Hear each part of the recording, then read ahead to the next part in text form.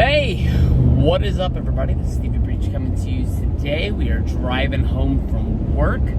I'll tell you this much: when cruising through Twitter today, and I still think a lot of people showing a lot of buzz from how positive WrestleMania 40 was. I think that the kickoff of Monday Night Raw last night, Triple H called it one of the greatest WrestleManias of all time.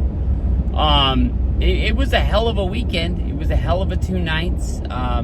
I'll tell you this much, I wish that we didn't have softball practice yesterday, because of the fact that I wish I could have watched Monday Night Raw if I would have made it through all 3 hours. I'm not 100% sure. But people are out there talking. People are talking big time. We don't even have an announcement on where WrestleMania 41 is going to be. Why WWE doesn't want to make that announcement, not really 100% sure. It makes me think that maybe somebody out there is trying to make a case to have WrestleMania 41. Why they want to have 41 and maybe not make a case to have WrestleMania 42 and have more time to get ready. We saw at a Minneapolis, Minnesota city meeting, they were sort of going over their budget and the big things that had been happening in that city. They said that they were looking forward to making a major announcement that they cannot make at this present time. I can't really remember a WrestleMania announcement that didn't take place between Elimination Chamber and WrestleMania. I know that sometimes they've made them WrestleMania weekend. I know that sometimes they have a press conference the day after the Elimination Chamber. They had that big one at the Super Bowl in Las Vegas. I was fully prepared for them to announce it. I think that honestly, when they had SummerSlam there, it went off really, really well. The Super Bowl happening in Las Vegas. Maybe Las Vegas took away a little bit of the limelight. There wasn't a lot of talk about the Super Bowl this year, maybe because there was just so much going on in that city. But none of the players really got in trouble at all. I think that not even the people that were there for the Super Bowl got in any trouble. It seems like Las Vegas has lost the mystique that it had 10, 20 years ago of the bad side of Las Vegas. I think it's tries its best to be a family-friendly environment for the most that it can be.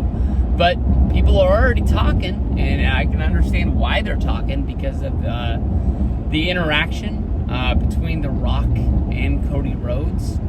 Basically, The Rock said that the final boss was riding off into the sunset. I don't think that he's leaving us, for good.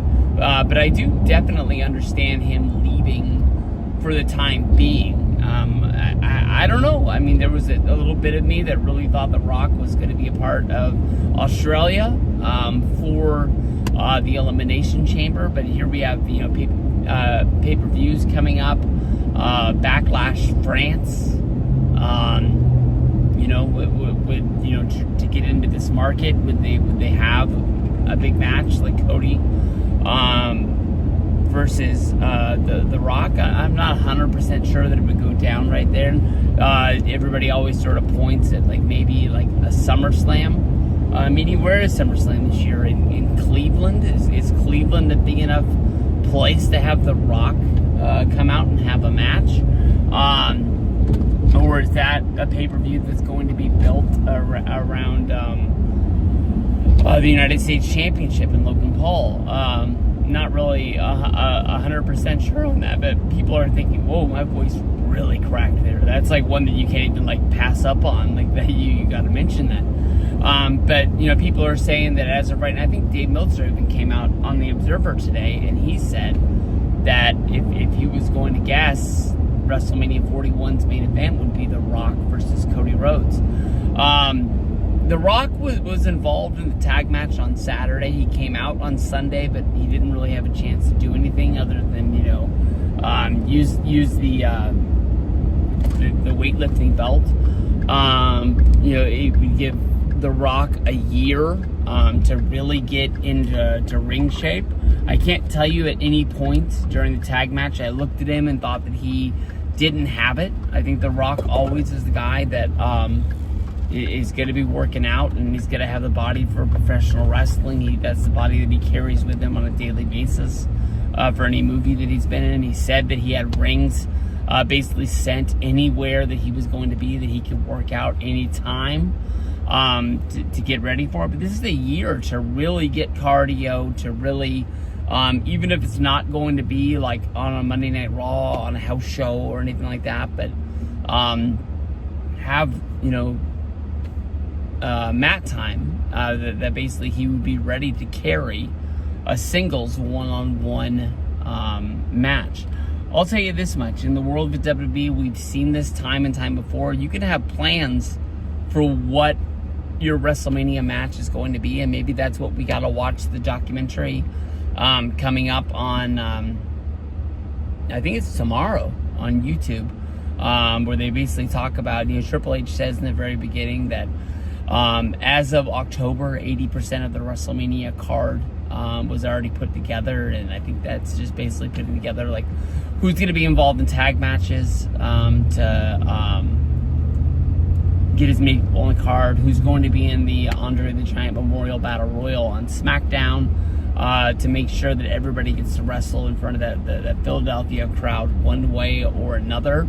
But I'm not 100% sure the way the story is going to go. If the story is basically they were going to do Cody versus Roman, but with The Rock coming back into the fold, with him joining the board, did they say, oh, well, we have access to The Rock, why not use him in the match? And that's where they decided, like, Cody, you're not going to be going after the title this year. We're going to do Rock versus Roman. And that's where the We Want Cody thing broke out. But we've had people that went to Monday Night Raw basically say that WWE was passing out the We Want Cody signs. Were they trying to make people want something that they were force feeding to them? Like, hey, hold up these signs because we want Cody. And that's how they got that movement going, knowing that they could push Rock out of the way. Is this something that they created on their own, or is this something that really was Yes Movement, Daniel Bryan style at WrestleMania 30, that the fans decided that they wanted to have him in the main event? So, I mean, it's a long way out to be thinking that they're actually going to do Cody versus Rock. I'm guaranteeing you that it's probably something you want to write down on your board, unless you think it's something that you could push at a Survivor Series, at a SummerSlam, because as of right now, that match is hot, and we don't really know what it's going to be next time The Rock wants to pop up. Is he still going to have the momentum that we want to see the final boss, or are people going to be looking at it like, this shit again? And people don't really want to see that match. Anytime The Rock comes back, I think that people are going to have like this is awesome, like he wants to hang out with us again ordeal. But in the world of WWE, people don't always have the same idea that what WWE is trying to give to us. They can say it's a new era. They can say they're going to try and listen to us more. Everybody remembers the Monday Night Raw with the McMahon family in the ring. It was here in Sacramento. It was the Raw before Christmas, I want to say 2018. And they're like, we're going to give you what you want. We haven't been doing it. And within like 2 weeks, act like it never happened. And they're just giving us the same old shit week after week. So, all right. Peace out. We'll have to see where WrestleMania 41 is going to be, and if we're going to get Cody versus Rock there. Peace out. Hey, what is up, everybody? This is Stevie Breach coming to you here today. Every once in a while, you sit down and you make a video. I start talking about, professional wrestling, and I have sort of like a thing set up in my mind about how the way the video is going to go. And today was one of the days that I think I just slipped the main reason I was making the video. I started talking about Cody Rhodes and Rock, and people saying that that's going to be the main event of WrestleMania 41, and I completely didn't talk about the interaction between Cody and The Rock last night. I don't know. At this point right now, I'm sort of watching the TV, and I know The Rock wants to portray himself as this heel. I kind of thought, honestly, with him saying, like, as I ride off into the sunset, the final boss character will be gone, and maybe the next time that we see The Rock, he will be portraying the babyface Rock that we all knew for years, that this was just sort of like a chapter in his career, but maybe like The Rock is gonna portray himself as a heel. Maybe like the same way that we saw like Vince McMahon portray himself for years on WWE, that he's gonna be sort of like the heel member of the board. That kind of like points the direction for which WWE is going to go, and it's not always going to be that the way that us fans want it to be, because I'm not 100% sure, but I think The Rock was trying to let us know that he burned Cody's bus at WrestleMania 40. It was just a tweet in the wind, and nothing really came of it. I didn't see it on any of the pre-shows. I didn't hear it talked about at WrestleMania. Just Cody tweeted that his bus caught on fire in Philadelphia, and he said that everything was all right and nobody got hurt. We saw the bus during WrestleMania, and the bus didn't seem like anything was wrong with it. At one point on Saturday, we saw Cody come out of it with his coat, but last night on Raw, we saw The Rock come down to the ring and sort of pull Cody close, and he handed him something, and he was basically saying that he doesn't even have to look in his hand to know what he is giving him. And at the moment, kind of was thinking like, he maybe he's giving him like some, like, during the WrestleMania 40 post show, they talked about, they went out and they got him the watch that he talked about on his documentary on Peacock that Dusty Rhodes pawned his father, so he could move to Los Angeles and go to film school, and maybe start his career and his life off in that direction.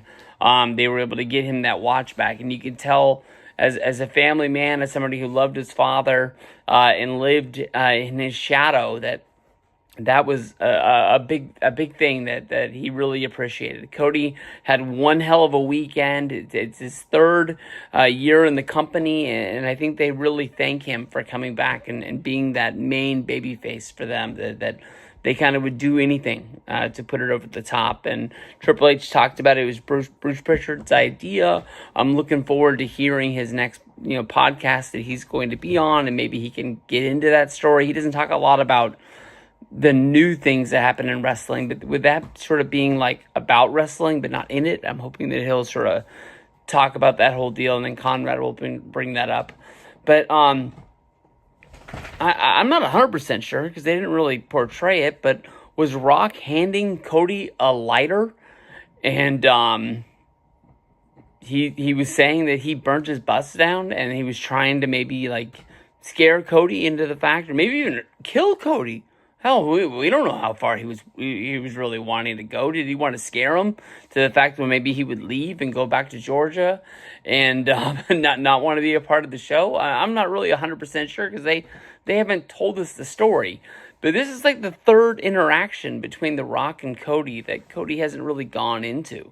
There was the first night when The Rock came down and challenged Roman Reigns, when he pulled him tight and he kind of whispered in his ear. And at that point, I was watching, and I thought he was saying something to the fact of, that he thought he was going to get this main event spot. That's kind of what was planned out for a year, but they're going to find a way to make him bigger, that when he finally gets the match that he wanted to have at WrestleMania 41, he's still going to be the star, but bigger. I thought maybe that was something like that. Then we have the interaction with them on Monday Night Raw on the go-home to WrestleMania. That was a surprise Rock appearance where Rock pulled him in close, whispered in his ear, and then just walked out of the ring. And I'm sitting here watching TV, and I'm thinking to the point of, like, did he, like, tell him, like, I'm on your side, this is all a ruse? I'm not really with Roman, because Roman wasn't there, but wouldn't Roman be watching TV? Or is he so confident that he's not watching it either? And then in the back at the end of the show, The Rock jumps him. And some people even went as far to say that he thought that, Rock called the shot and told Cody, in his ear, I'm going to make you bleed tonight. And Cody had to, be wondering when it was coming. But, this interaction, we're not 100% sure, but is it a challenge? Is he basically telling him that there's a day that the final boss is coming back? Are we going to have to wait a year? I don't know. I don't get it, but let's get it on. Cody versus The Rock. Looks like it's happening.